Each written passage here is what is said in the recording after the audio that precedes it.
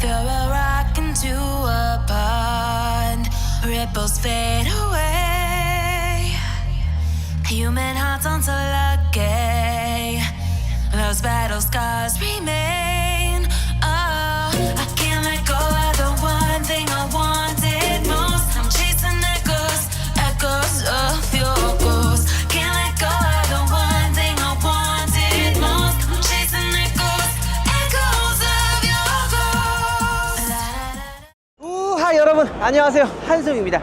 자, 정말 제가 오늘 엄청난 차를 리뷰하기 위해 머나먼 곳 바로 프랑크푸르트 모터쇼에 찾아왔습니다. 어떤 차를 리뷰하기 위해 여기 왔냐? 바로 람보르기니의 하이퍼카 람보르기니 시안을 둘러보기 위해 이곳에 나와 있죠. 이 뒤쪽에 시안이 나와 있는데, 자, 일단 람보르기니의 하이퍼카는 무르시엘라고의 하이퍼카 모델인 레벤톤이 있고요. 그 다음에 아벤타도르의 하이퍼카인 베네노와 센테나리오가 있죠. 저는 사실 개인적으로 센테나리오가 아벤타도르의 마지막 하이퍼카인 줄 알았는데 이번에 시안이 출시가 돼서 깜짝 놀랐습니다. 아마 이 차가 아벤타도르의 가장 마지막 하이퍼카가 아닐까 생각을 하는 거죠. 지금 여기에 일반 고객들을 대상으로 최초 공개를 했지만, 사실 이 차 같은 경우에는 작년에 람보르기니 VIP들을 대상으로 미리 공개가 됐고요. 벌써 계약이 다 완료가 됐다고 합니다. 총 생산량은 63대밖에 안 되는 아주 극소수인 차량이죠.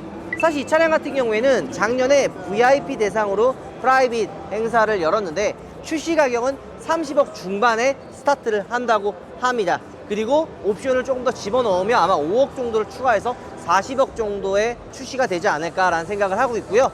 63대 정도인데 다 원 바이 원, 한 대당 모든 오너에 딱 특별한 그런 차를 만들어 준다고 합니다. 그리고 이 시안이 좀 특별한 이유가 람보르기니에서 전기 모터가 최초로 들어간 모델이라고 보시면 돼요. 그래서 785마력의 V12 기통 자연흡기 엔진과 34마력의 전기 모터가 합쳐져서 819마력을 자랑한다고 합니다. 이 차량이 작년에 프라이빗 행사를 통해 계약을 받았는데, 아까 제가 앞전에 이야기한 것처럼 40억 정도가 한다고 합니다. 그럼 사실 야, 왜 이렇게 비싸라고 생각을 할 수가 있는데, 이런 차 같은 경우에는 없어서 못 사는 차지, 사실 돈도 없긴 하네요. 물론 뭐 저도 돈이 없어서 못 사긴 하지만, 돈이 있는 사람들은 이런 차를 꼭 사는 이유가, 보통 이런 차를 사면 한 1, 2년 정도 가만히 세워놓고 관리만 잘하면 출시 가격의 2배 혹은 3배 이상의 비싼 금액을 받을 수가 있습니다. 대표적으로 이 이전에 출시했던 람보르기니 베네노 같은 경우에는 지금 사이트에 100억에 올라와 있고 실제로 거래도 많이 됩니다. 아마 베네노 같은 경우는 제가 알기로는 쿠페가 한 10대, 뭐 로드스터가 5대가 6대밖에 안 되는 극소수의 대수를 자랑합니다. 그래서 거의 부르는 게 값이에요. 그 전에 나왔던 센테나리오도 마찬가지로 100대 정도 미만이라서 출시 가격의 거의 1.5배, 한 2배 정도의 금액을 자랑하는 걸로 알고 있습니다. 아마 이 시안 같은 경우에는 63대밖에 안 돼요. 그래서 출시 가격이 40억 정도지만 아마 한 1년 정도, 2년 정도 들고 있으면 한 60억, 최소 60억에서 80억 정도의 금액이 올라가지 않을까라는 사실 생각을 합니다. 그래서 브랜드에서는 이런 하이퍼카를 일반 고객이 아닌 VIP들한테 배정하는 이유가 바로 그런 이유라고 할 수가 있죠. 자, 그러면 또 궁금해하시는 분들이 있을 것 같아요. 우리나라에는 과연 하이퍼카가 있을까 없을까 궁금해하시는 분들이 굉장히 많은데, 제가 물론 이 영상을 따로 찍었습니다. 예, 아마 조만간에 공개가 될 건데 간단하게 잠깐 이야기를 하면, 람보르기니 센테나리오 같은 경우에는 한 대 정도가 국내에 들어온 걸로 제가 알고 있어요. 아마 센테나리오 로드스터가 국내 한 대가 들어와 있고요.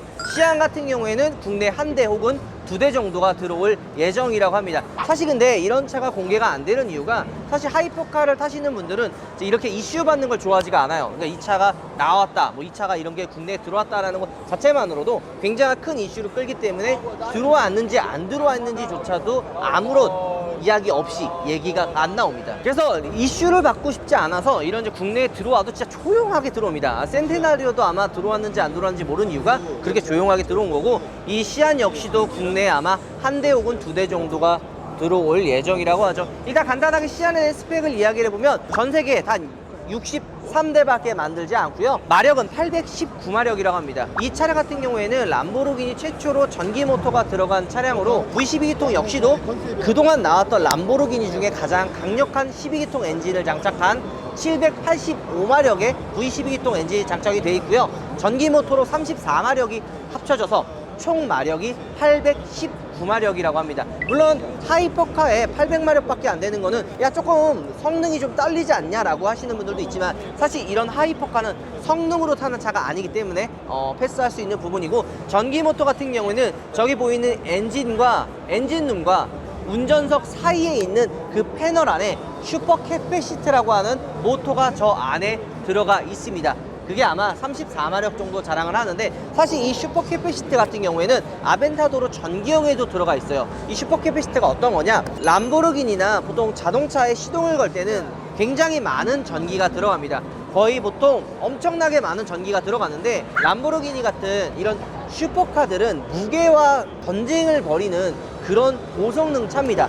무게를 줄이기 위해서 굉장히 많은 노력을 하는데, 시동을 걸 때 굉장히 많은 전기가 필요를 해요. 근데 평소에 들어가는 일반 차에 들어가는 이만한 큰 배터리가 들어간다면 공간도 많이 차지하고 무게도 많이 나가기 때문에 좀 손해보는 게 많아요. 그래서 슈퍼 캐패시티라고 하는 그런 좀 작고 강력한, 말 그대로 슈퍼 캐패시티가 좀 폭발적인 전기의 힘을 자랑하는 그런 배터리거든요. 그게 아벤타도로 전기형에 원래 들어가 있었습니다. 하지만 이번에 나온 시안 같은 경우에는 이 주행거리, 그 파워를 더 올려주는 큰 슈퍼 캐패시티가 이 안에 들어가 있는 거죠. 그리고 한 가지 재미난 게 이 슈퍼 캐패시티가 전기형, 후기형은 좀 없고요. 전기형 같은 경우에는 이 슈퍼 캐패시티가 고장이 굉장히 많이 나서 거의 보통 한 1년, 2년 정도 탄 아벤타도로 한 1, 2년 주기로 슈퍼 캐패시티가 잘 고장이 납니다. 그래서 갑자기 시동이 안 걸리는 이유는 보통 이런 슈퍼 캐패시티가 고장이 나는 경우에 아벤타도로 시동이 안 걸립니다. 비용은 한 300에서 500만 원 정도 금액이 왔다 갔다 한다고 보시면 될 것 같아요. 자, 일단 간단하게 보면은 외관이 정말 독특하고 특이하게 좀 나왔어요.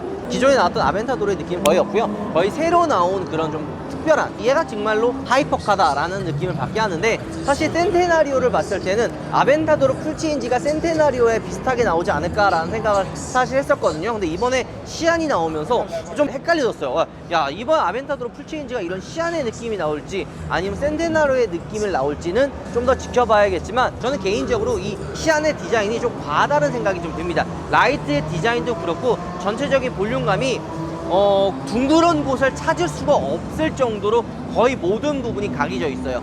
이 라이트는 아마 아벤타도로 풀체인지에 또 저런 라이트, 센테나리오처럼 저런 라이트의 디자인이 아마 들어갈 것 같은데, 약간 측면의 디자인은 람보르기니의 이전 하이퍼카 베네노의 느낌을 많이 좀 가지고 있습니다. 옆에 디자인 보면은 정말 좀 과하지 않나요? 구매님?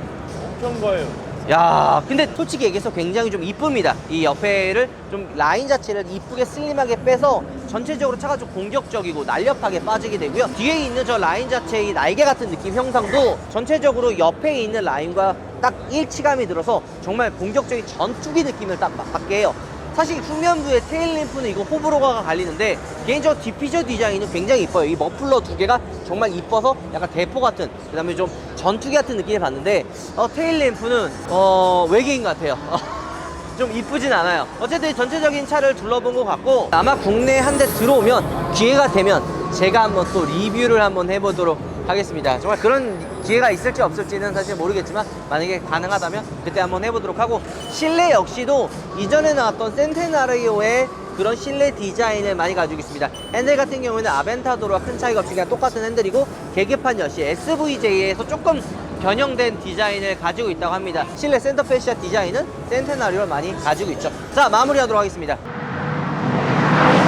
아벤타도로 이제 정말 마지막 하이퍼카, 아벤타도로 라인업에서는 이제 신형이자 아마 나올 예정이기 때문에, 아벤타도로에서는 가장 마지막으로 나온 하이퍼카 바로 시안입니다. 전 세계에서 63대만 만들어질 예정이고, 벌써 모든 63대의 주인이 정해졌다고 합니다. 정말 국내에 들어오면 꼭 한번 보고 싶은 그런 모델인데, 제가 구독자 100만이 되면 못 사겠죠?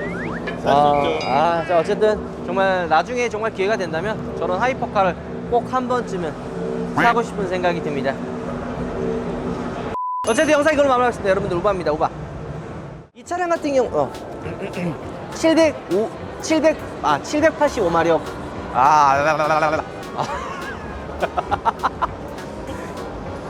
한국, 코리아. 안녕하세요. 많이 봤어요. 감사합니다. 반갑습니다. 그래서 저번에 간주를 하셨는데 계속 있으신 건가 봐요? 아니요, 그때는 이제 아이슬란드에 있다가 오늘 이제 여기 잠깐 오고 바로 이제 귀국합니다. 이것만 찍고 갑니다. 이제 얼마 감사합니다. 촬영 중에. 아, 아닙니다. 즐거운 시간 보내십시오. 네, 수고하세요.